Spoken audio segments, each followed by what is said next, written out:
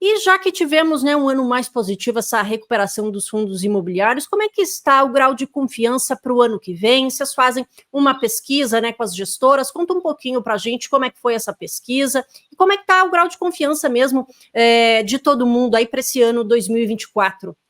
Boa, vamos lá.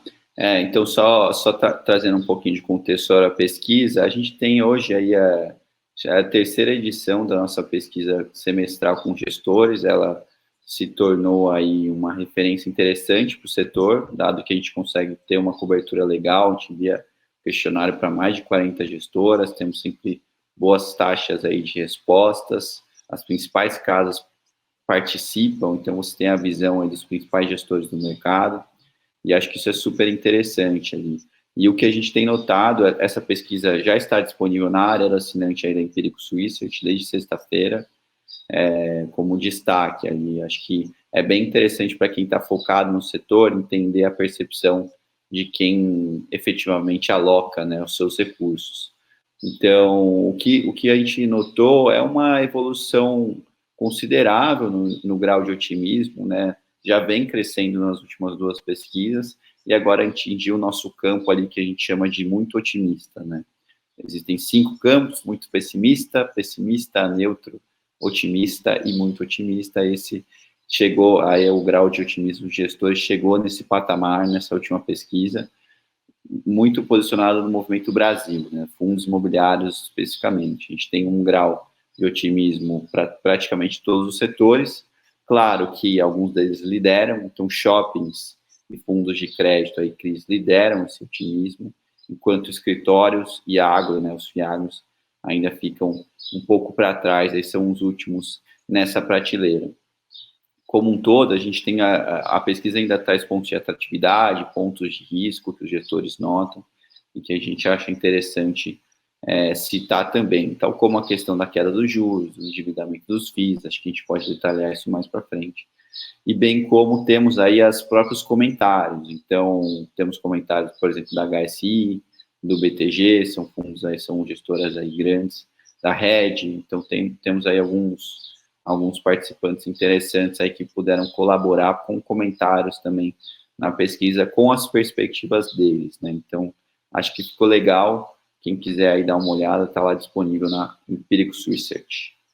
Maravilha, tivemos esse apanhado geral e, claro, você já falou aí dos pontos de atratividade, de risco, a gente vai entrar mais no detalhe e já gostaria de puxar para esses pontos de atratividade, né? A gente viu agora no Boletim Focus, né, uma perspectiva até melhor para a Selic no final do ano que vem, caindo 0,25, então, né, o mercado espera até uma queda maior. Eu queria que você falasse, a Selic, né, essa queda continua sendo o ponto mais importante, o principal ponto de atratividade dos fundos imobiliários. Teve gente que perguntou aqui também, já vou dar uma checada quem perguntou, mas se essa queda realmente vindo mais quedas aí pela frente tende, né, na verdade, a beneficiar mais os fundos imobiliários. Fala um pouquinho mais desses pontos de atratividade para os fundos imobiliários em 2024.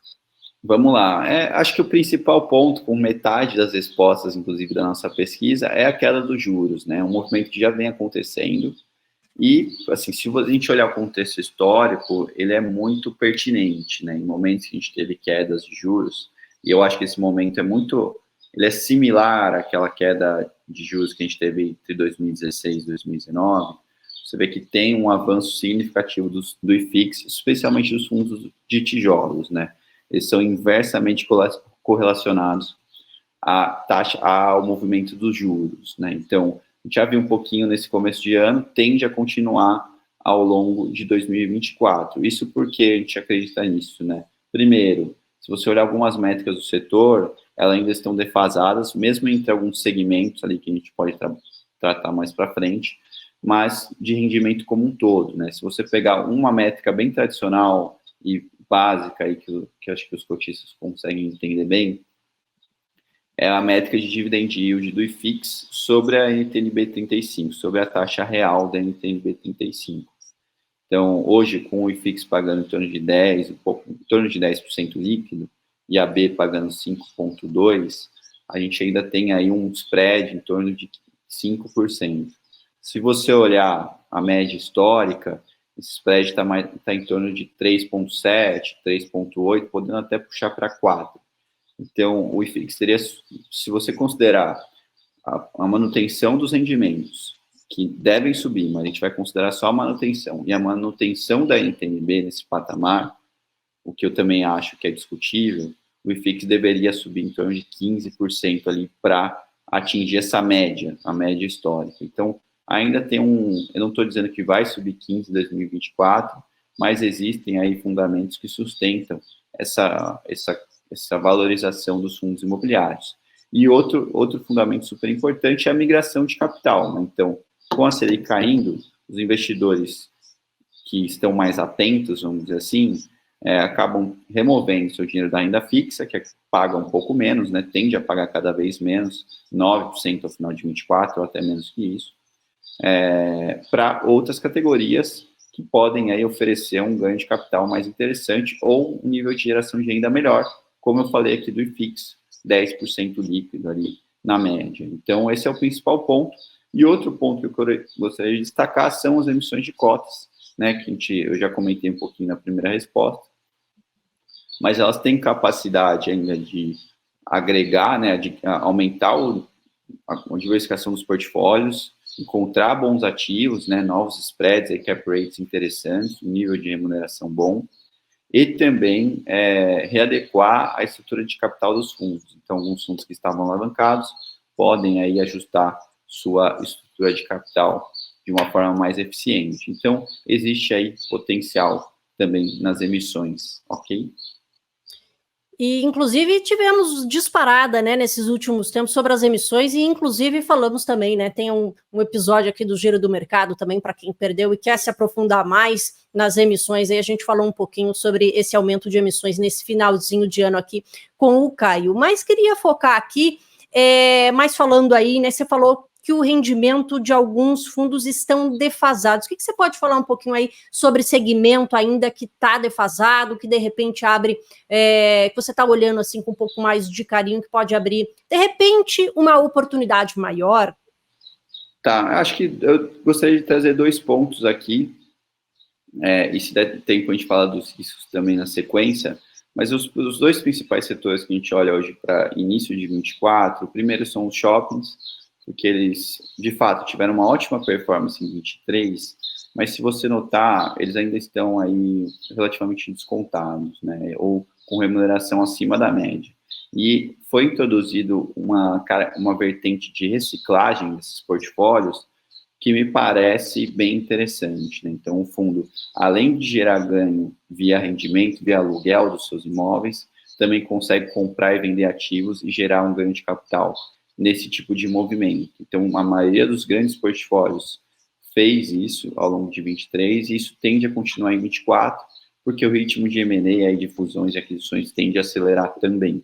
Então, acho que shoppings, se você olhar como eles negociavam com prêmio em 2019, um prêmio médio aí de 10%, hoje eles negociam ao par, se você comparar em relação ao valor patrimonial, acho que ali tem também um ganho de capital para capturar. Então, na perspectiva de renda e ganho de capital, acho que shoppings ainda são boas alternativas, e os gestores aí na nossa pesquisa confirmam esse ponto. O segundo setor que eu gostaria de tratar, vamos lá, até vou trazer 2 rapidamente. Primeiro, crédito. Acho que crédito ainda está num ponto de entrada interessante para ativos indexados à inflação. A gente vem falando sobre isso nos últimos giros, eles já andaram um pouquinho, mas eu ainda acho que tem aí um pouco de valor para capturar, então crédito acho que é um ponto de entrada interessante para fundos high grade indexados à inflação. E acho que, por fim, escritórios podem surpreender nessa perspectiva de readequação da estrutura de capital e também da melhora de mercado quando a gente olha para São Paulo. Tá? Alguns fundos conseguiram ocupar bem seus imóveis, fizeram locações importantes e isso será anotado nos rendimentos ao longo de 24. Então, acho que escritórios pode ser uma boa também. Então tem opção, na verdade, de tijolo, de papel, existe algo, a gente, né, os de tijolos, pelo que eu estou vendo, tendem a andar um pouquinho mais, mas tem para os 2 investidores, né, papel e tijolo. É isso mesmo? Ou algum tende a capturar, de repente, um pouco mais de valor e, de repente, o investidor aqui de olho no giro, vamos dizer assim, coloca um pouquinho mais no de tijolo? Eu diria que um portfólio bem balanceado entre tijolo e papel é ideal. A gente tem algo em torno de 60% tijolo, 40% em papel, flutuando isso nas nossas recomendações atualmente, tá, Paulo? Assim, o tijolo, de fato, tende a capturar um pouco melhor essa migração de fluxo, né, renda fixa para renda variável, pega melhor, captura mais valor, mas também a gente tem que notar que boa parte dos fundos também já valorizaram esse ano, como eu citei, os shoppings subiram 26%. Então, alguns fundos aí, mesmo de escritório, subiram mais de 40%. Fundos de hotel aí subiu mais de 80%. Então, a gente tem alguns fundos que já andaram. O papel, eventualmente, nos últimos 2 meses, a gente teve uma oportunidade de entrada interessante. Então, tudo vai depender de preço, no final das contas. Claro, o cenário, ele muda, ele ajuda, favorece muito o tijolo. Mas mesmo o papel, se você notar num contexto histórico, né, essa diluição de risco e consequente marcação a mercado favorável, pensando em títulos do Tesouro, títulos privados, especialmente para indexar a inflação, né, ela também tende a valorizar as carteiras dos fundos de crédito. Então, acho que o papel não pode ser ignorado, especialmente nos preços atuais, tá? Mas essa distribuição eu gosto. Só saber escolher ali direitinho, seguir as recomendações do Caio aí. E queria puxar, a gente falou dos pontos de atratividade, né? Agora queria puxar para o outro lado. Quais seriam, vamos dizer aí, os riscos que de repente poderia prejudicar um pouco dos fundos imobiliários? Boa. Primeiro eu vou falar um ponto das emissões, que a gente já tinha tratado anteriormente, por mais seja um ponto de atratividade para 24, momentos de empolgação do mercado, você deve ficar um pouco mais atento às emissões, né? Porque esse show, não pode ter um show de captação, sempre tem, claro, gestoras que, às vezes, com o perdão da gíria aqui, tem muita sede ao pote, e aí, eventualmente, pode não ter alguma coisa atrativa para o cotista lá dentro. Você tem que ser um pouco mais cauteloso quando tem um nível de emissão muito alto. E acho que outro ponto é o próprio endividamento, né? Tem fundos aí que mesmo com a queda dos juros podem ter dificuldade aí para gerir sua estrutura de capital.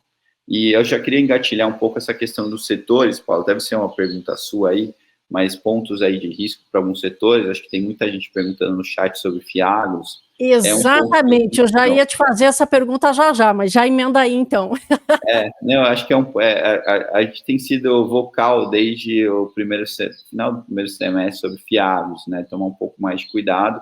Muita gente entrou nas emissões de fiagros e a partir do segundo semestre, quando a gente notou que tinha, no primeiro semestre, quando notamos que existia risco de inadimplência nas carteiras, saímos de praticamente todas as recomendações do setor e temos permanecido céticos com relação a fiagros, tá? E esse é um ponto, e a gente continua, tá, para 2024. Acho que o cenário de preços aí da cadeia não tá saudável para alguns produtores, para algumas culturas.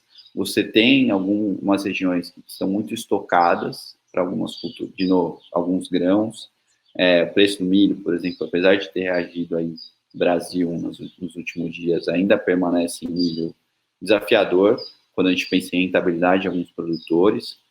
Então, eu tomaria cuidado. Acho que esse é o setor que a gente está menos otimista, assim, é uma posição bem neutra para pessimista quando pensa em posição empíricos para 2024. Outro ponto, boa parte desses fundos são remunerados a CDI, né? As carteiras de crédito do agro, dos fiagros, geralmente são CDI+. Com o CDI caindo, você tem uma redução gradual dessa remuneração.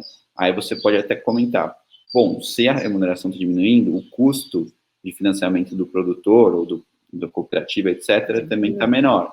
O risco dilui, mas eu ainda não acho que isso é suficiente para compensar, vamos dizer assim, a perda ou a menor rentabilidade que ele está tendo na sua operação com grãos, etc.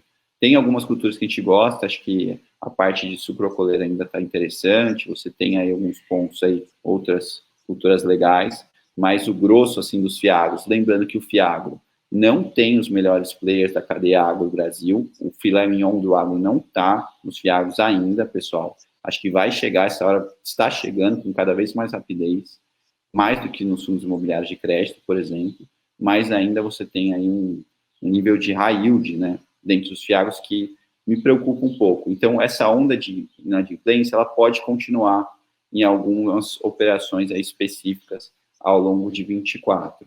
Numa perspectiva de preço das commodities, ainda também acho que pode ter uma leve recuperação, mas pensando em rentabilidade da cadeia ali, eu tomaria um pouquinho mais de cuidado. E é sempre bom falar que a gente está mencionando uma perspectiva de relação risco-retorno aqui.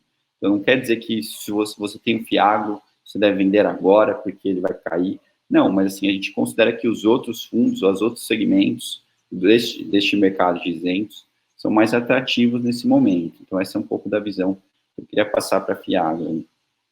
Perfeito, não, tinha bastante gente aqui perguntando mesmo sobre fiagro, então ficou aí um dos segmentos de maior risco para 2024 ainda. Mas, Caio, você falou aqui de 3 segmentos que estão se dando bem e a sua perspectiva, né, aí das gestoras também é mais positiva para o ano que vem. A gente falou sobre shoppings, crédito e escritórios. Pensando nesse contexto, quais seriam, claro, aqui queria te perguntar, suas principais recomendações para quem quer apostar em fundos imobiliários, começar 2024 com o pé direito?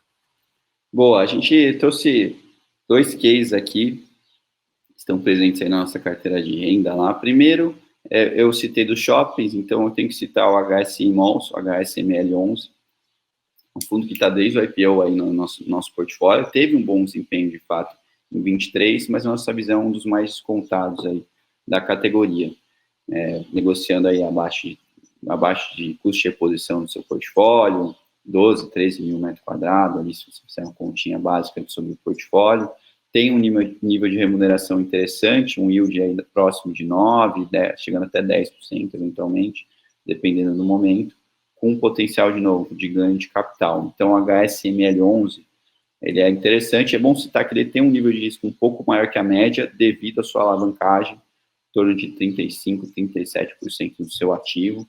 Então, ele deve fazer algum movimento de reestruturação de dívida aí ao longo de 2024, mas ainda não terá prejuízo envolvendo isso na nossa visão. Acho que o mercado mais favorável vai possibilitar a ele uma readequação da sua estrutura, e a gente tem visto aí as últimas aquisições, Shopping Uberaba, foram bem interessantes, assim, do ponto de vista de momento que o ativo entrou no fundo, o ativo melhorou consideravelmente. Então, isso para marcação de patrimonial é muito interessante.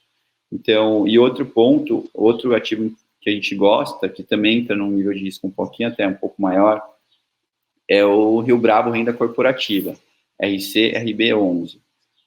Ele é um fundo de escritórios, então já tem que entender que o escritório está num ritmo de retomada um pouco mais lento do que a média, mas negociando aí com desconto de mais de 20% sobre a cota patrimonial. É um fundo que está muito bem ocupado, saiu de uma vacância de 34% no início de 22 para 7%, 8% hoje, entendeu? Então, essa redução de vacância será gradualmente notado nos seus rendimentos, isso já tem sido notado, mas 24 tende a ser aí um encerramento de carências e descontos dos aluguéis muito importantes, então o fundo deve sair aí de um provento médio de 0,8 por cota que está pagando hoje para algo próximo de R$1 por cota no ano que vem, então um crescimento aí de mais de 20%, 25%. Então, é um fundo que a gente gosta bastante, tanto na perspectiva de ganho de capital, quanto na geração de renda. Ele tem uma liquidez um pouco menor que a média, então hoje ele até está dando uma oportunidade. Sexta-feira ele subiu muito no final do pregão, hoje ele está dando uma oportunidade, nossa visão, uma correção aí devido à alta de sexta-feira, e é uma das nossas principais teses aí para 24. Perfeito, duas teses aqui, né? HSML 11 e RCRB 11 aí para quem quer apostar aí, apostar nos fundos imobiliários e claro, para quem quiser saber aí em primeira mão as top picks para 2024, a gente vai deixar no link aqui da descrição para você acessar lá em primeira mão as recomendações do Caio aí para 2024.